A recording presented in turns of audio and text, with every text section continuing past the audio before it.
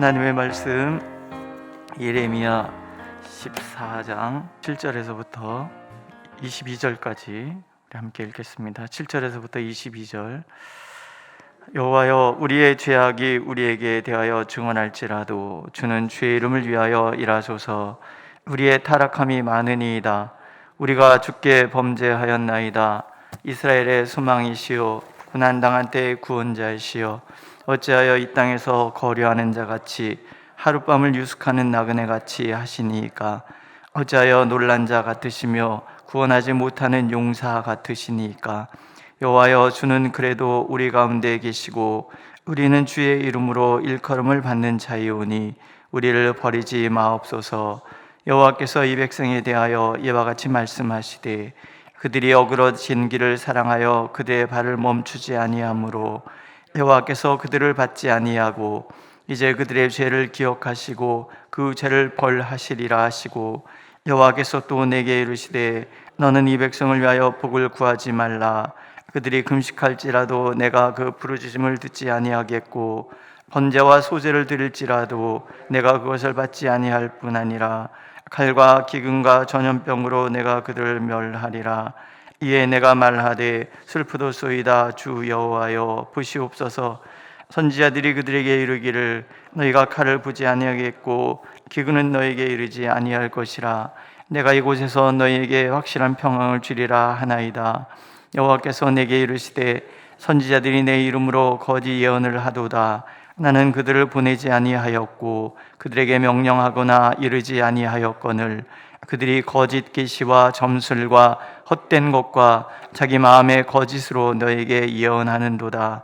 그러므로 내가 보내지 아니하였어도 내 이름으로 예언하여 이르기를, 칼과 기근이 이 땅에 이르지 아니하리라 하는 선지자들에 대하여 여호와께서 이와 같이 말씀하셨노라. 그 선지자들은 칼과 기근에 멸망할 것이요, 그들의 예언을 받은 백성은 기근과 칼로 말미암아 예루살렘 거리에 던짐을 당할 것인즉 그들을 장사할 자가 없을 것이요, 그들의 아내와 아들과 딸이 그렇게 되리니 이는 내가 그들의 악을 그 위에 부음이니라. 너는 이 말로 그들에게 이르라. 내 눈이 밤낮으로 그치지 아니하고 눈물을 흘리리니 이는 처녀딸 내 백성이 큰 파멸 중한 상처로 말미암아 망함이라. 내가 들에 나간즉 칼에 죽을 자요, 내가 성읍에 들어간즉 기근으로 병든 자며 선지자나 제사장이나 알지 못하는 땅으로 두루 다니도다. 주께서 유다를 온전히 버리시나이까? 주의 심령이 시온을 싫어하시나이까? 어찌하여 우리를 치시고 치료하지 아니하시나이까? 우리가 평강을 바라도 좋은 것이 없고 치료받기를 기다리나 두려움만 보나이다. 여호와여, 우리의 악과 우리 조상의 죄악을 인정하나이다. 우리가 주께 범죄하였나이다. 주의 이름을 위하여 우리를 미워하지 마옵소서. 주의 영광의 보좌를 욕되게 마옵소서. 주께서 우리와 세우신 언약을 기억하시고 패하지 마옵소서. 이방인의 우상 가운데 능히 비를 내리게 할 자 있나이까? 하늘이 능히 소나기를 내릴 수 있으리이까? 우리 하나님 여호와여, 그리하는 자는 주가 아니시니까? 그러므로 우리가 주를 앙망하옵는 것은 주께서 이 모든 것을 만드셨음이니이다 하니라. 아멘. 인간의 근원적인 죄 세 가지를 어제 말씀을 드렸습니다. 어그러진 길을 사랑해서 그 발을 멈추지 않고, 영적 지도자의 무지와 그것을 따른 백성의 무지가 있고, 그다음에 하나님의 눈물을 알지 못하는 그런 마음들이 결국 기근을 불렀고 이스라엘이 이방의 압제에 시달릴 수밖에 없는 원인이 되었다 말씀을 드렸습니다. 하나님께서 심판하시는 것에 대해서 예레미야와 나눈 이야기들을 예레미야가 하나님 앞에 다시 올려드리고, 또 그러면서 선지자가 이제 하나님 앞에 기도하는 장면이 이어지지요. 심판의 결과는 기근인데, 이 기근이라는 것은 다른 것이 아니라 먼저 하나님께 이룰 수 없는 결과, 이렇게 되는 거죠. 여호와께서 그들을 받지 아니하고 이제 그들의 죄를 기억하시고 그 죄를 벌하시리라 하셨습니다. 인간의 범죄의 결과는 하나님과 결코 닿으려고 해도 닿지 못하는 거예요. 은혜라는 것은 죄를 기억하지 않는 거잖아요. 하나님 우리의 모든 죄를 다 기억하지 않으시는 거예요. 용서라는 것은 지워버린다라는 거예요. 그런데 하나님께서 죄를 기억하신다. 이게 심판인 거예요. 또 복이 없어요. 11절에 보면 여호와께서 또 내게 이르시되 너는 이 백성의 복을 구하지 말라. 우리가 누구를 축복한다고 해서 복을 받는 게 아니라는 거죠. 복이라는 것은 받을 그릇이 되어야 받을 수 있는 거예요. 내가 범죄로 가득 차 있는데 하나님께서 아무리 복을 주시고자 싶어도 범죄로 가득 차 있는 내 그릇에는 복을 담을 수가 없어요. 하나님의 복을 받기 위해서는 내 안에 있는 죄를 비워야지 돼요. 내 마음의 그릇을 비워야지 하나님의 복을 받을 수 있어요. 죄악으로 가득 차 있는 그들을 위하여 아무리 축복 기도를 해도 복을 받을 수 없는 것. 이게 하나님의 심판의 두 번. 이게 기근인 거예요. 또 세 번째는 기도를 듣지 않으시는 벌을 주세요. 그들이 금식할지라도 내가 그 부르짖음을 듣지 아니하겠고 번제와 소제를 드릴지라도 내가 그것을 받지 아니할 뿐 아니라 칼과 기근과 전염병으로 내가 그들을 멸하리라. 하나님께서 우리를 향하여 귀를 기울이시는데 우리 찬양 중에는 우리의 작은 신음조차도 외면하지 않으시는 하나님이시라 그러셨어요. 우리의 작은 신음도 외면치 않으셨던 그 하나님께서 귀를 막으시는 거예요. 아무리 금식하며 기도를 해도 귀를 막아버리시는 거예요.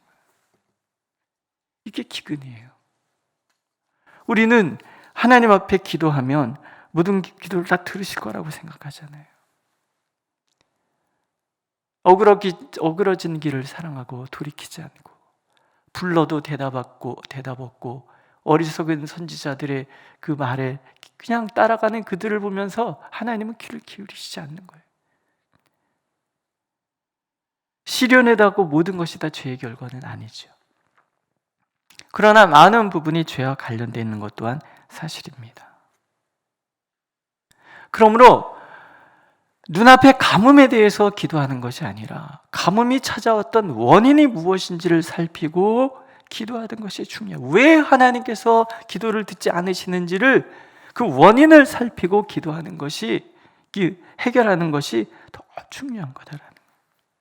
시련 때문에 불평하는 것이 아니라 시련을 허락하실 수밖에 없었던 하나님의 그 마음에 닿는 것이 진정한 기도의 모습이라는 것. 하나님 이것을 알기를 원하십니다. 왜냐하면 그 본심은 사랑이시기 때문에 창자가 끊어질 정도로 애통하면서 기도하시는 것이, 눈물을 흘리신 것이 하나님의 본심이시기 때문에. 그럼 우리는 알 수 있죠. 정말 하나님께서 원하시는 것은 우리들의 눈물의 기도라는 거죠. 선지자가 눈물로 하나님 앞에 기도하잖아요. 여호와여, 우리의 죄악이 주니 우리에게 대하여 증언할지라도 주는 주의 이름을 위하여 일하소서. 하나님께서 중보하지 말라고 그러시잖아요. 그런데 기도해요. 불순종일까요? 아닙니다. 기도하지 말라, 기도는 듣지 않을 것이다 얘기하시는 하나님의 그 속마음은 뭐예요? 회개하라, 돌이켜라, 그 얘기잖아요.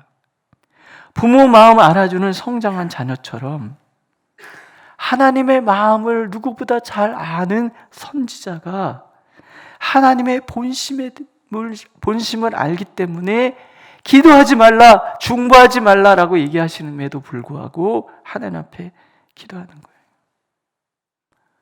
저는 이렇게 예레미야서를 읽다가 하나님의 이 본심을 알아주는 선지자이기 때문에 하나님께서 예레미야서 꽤 길어요. 굉장히 길어요. 이렇게 많은 말을 하신 게 아닐까 그런 생각이 드는 거예요. 왜? 마음 알아주는 사람 앞에서는 하고 싶은 얘기 다 할 수 있잖아요. 그렇죠? 그 사람의 마음을 알면 뭔 얘기를 해도 다 들을 수 있잖아요. 지금 하나님과 선지자의 관계가 그런 관계인 거예요. 하나님의 마음을 알아주고 하나님께서는 또 선지자의 마음을 아시고, 그래서 소갯얘기, 하나님의 소갯얘기를 선지자에게 다 털어놓으니까 예레미야서에는 하나님의 소갯얘기가 담겨져 있어요. 그래서 우리가 예레미야서를 읽으면서 하나님의 그 아픔을 우리가 이해하게 되는 거죠. 선지자가 왜 울었는지, 하나님은 왜 우시는지를 우리가 알게 되는 거죠. 선지자가 하나님 앞에 중보하며 회개를 하죠. 어떤 회개의 법칙이 보여집니다. 먼저 죄를 인정하라. 주님, 우리의 죄악이 우리에 대하여 증언합니다.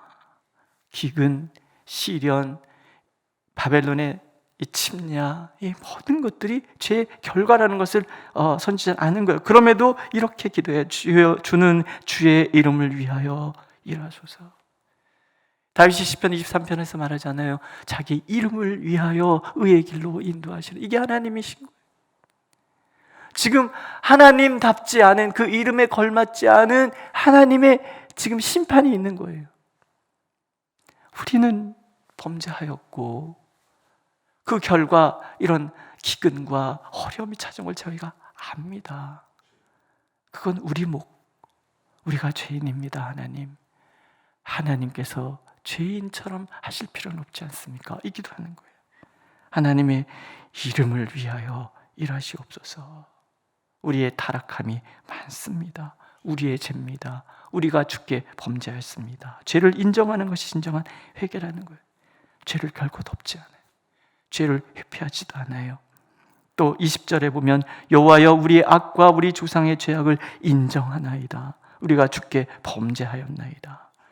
너의 죄에 대해서 분명히 책임을 잘못했습니다. 하나님 인정합니다. 이게 회개의 출발인 거예요. 두 번째, 하나님의 속성을 기억하는 것이 두 번째 회개의 단계예요. 이스라엘의 소망이시여, 고난당한 때의 구원자이시여, 이게 하나님의 이름인 거예요. 내가 범죄한 그 순간에도 하나님께서는 하나님이 우리의 소망이라는 것을 알고 우리의 구원자, 유일한 구원자시라는 것을 알고 기도하기를, 해결자가 하나님뿐인 거예요. 이렇게 단식하죠. 어찌하여 이 땅에서 거류하는 자같이 하룻밤을 유숙하는 나그네같이 하시나이까?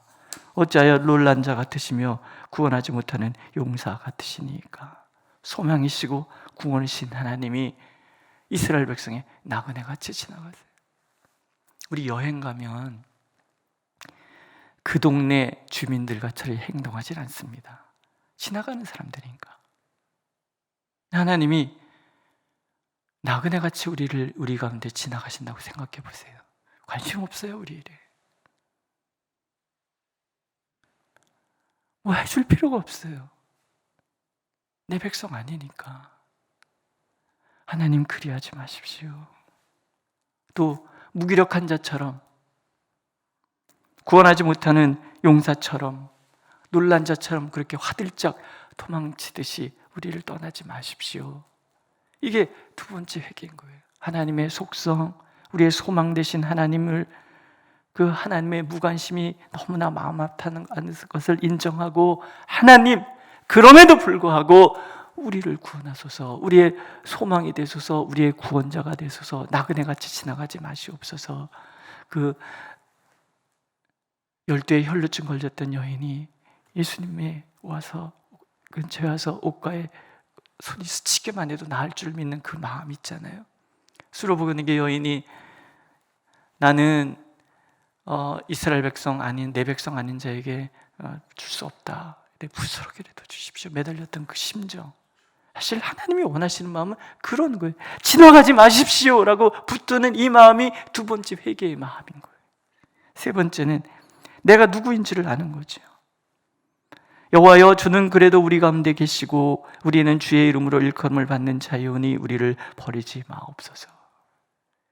하나님 우리를 버릴 수 없는 근거, 나는 하나님의 백성이거든요. 우리는 예수 그리스도의 십자가의 보혈로 구원받은 하나님의 자녀잖아요. 이거는 본질이에요. 어느 부모가 내가 낳은 자식을 버릴 수 있습니까? 버렸다 한들 그 혈연 관계가 끊어지겠습니까? 우리는 예수 그리스도 안에서 하나님과 혈연 관계가 된 거예요. 버린다고 해서 버릴 수 있는 것도 아니고, 떠나신다고 해서 떠나실 수 있는 것도 아닌 그런 관계라는 것을 우리가 기억하는 거예요. 하나님, 우리는 하나님의 백성이잖아요.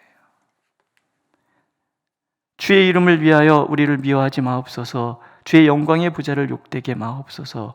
주께서 우리와 세우신 언약을 기억하시고 패하지 마옵소서. 하나님 또한, 우리 또한 하나님의 자녀라는 사실이 변함이 없는 것처럼 하나님 또한 우리의 하나님이라는 것이 달라질 수 없는 거예요. 아무리 미운 자식이라서 너 내 자식 아니야 라고 아무리 말을 해도 내가 그 아이의 아버지 된 것은 바뀌는 법이 없는 거죠. 하나님과 우리 관계가 그런 관계라는 거예요. 그러니까 주의 이름을 위하여 우리를 미워하지 마옵소서.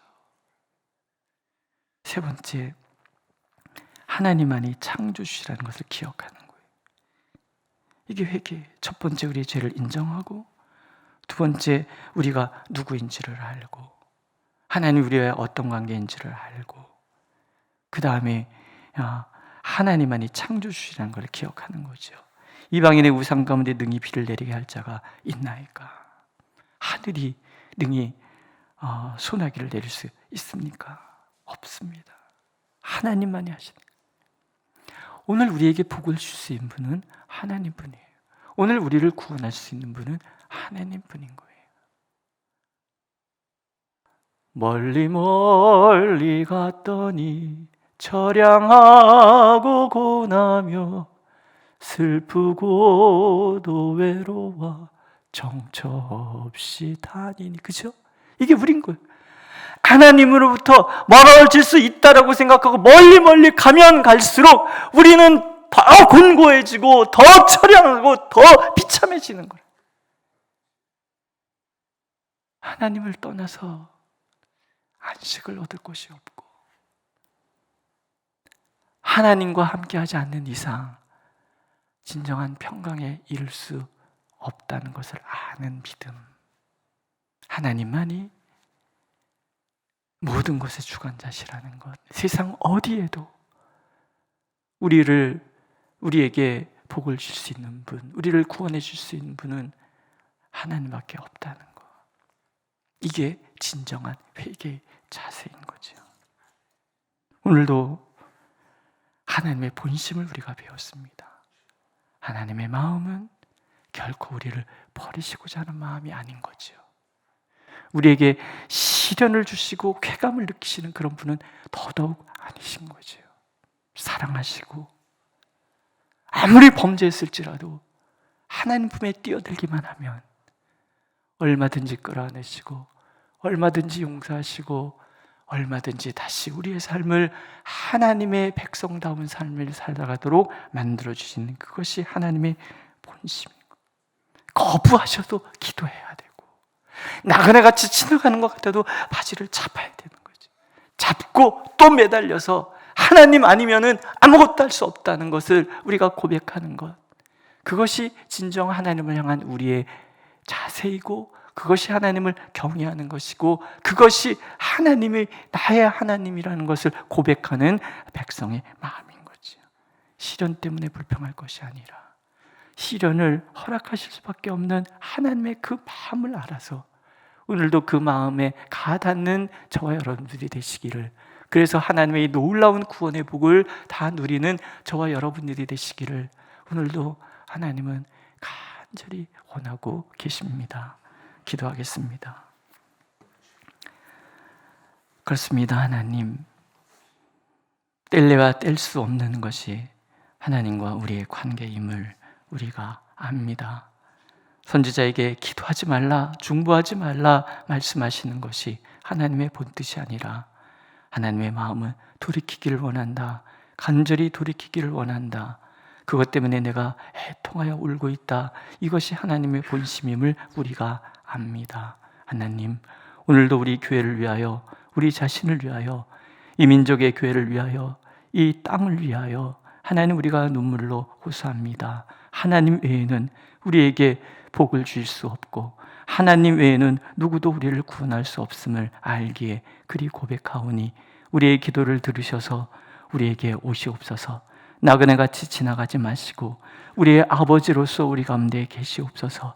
우리가 주님의 품을 향하여 뛰어드오니 우리를 품에 안으시고 참으로 주님의 존귀하신 그 이름을 우리에게 드러내 주시옵소서. 세상 가운데 드러내 주시옵소서. 그래서 우리 교회가 하나님께 구원받고 우리 한 사람 한 사람 모두가 시련이 아니라 하나님의 구원에 이르는 삶이 되도록 하나님 은혜를 베풀어 주시옵소서. 나아가 이 민족의 교회가 그렇게 하나님 앞에 다시금 쓰임받고 이 민족의 교회가 그 세계 열방을 축복하는 교회로 거듭날 수 있도록 우리를 인도하여 주옵소서. 예수님의 이름으로 기도드렸습니다. 아멘. 하늘에 계신 우리 아버지, 아버지의 이름을 거룩하게 하시며 아버지의 나라가 오게 하시며 아버지의 뜻이 하늘에서와 같이 땅에서도 이루어지게 하소서.